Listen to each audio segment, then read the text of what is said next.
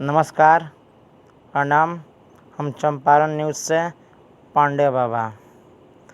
बहुत बड़ा खबर बा कि एगो गाना आई रहला अंकुश राजा जी के।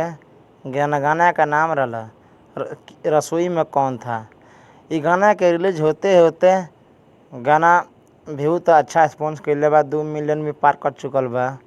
लेकिन कुछ लोग सुपरस्टार लोग बालो जैसे रितेश पांडे, गुंजन सिंह, अरविंद अकेला कलू एंड समर सिंह,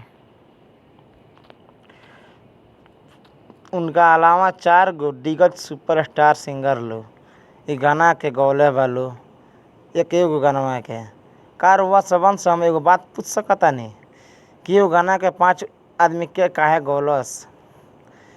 इ चोरा के गाना काहे गावता लो।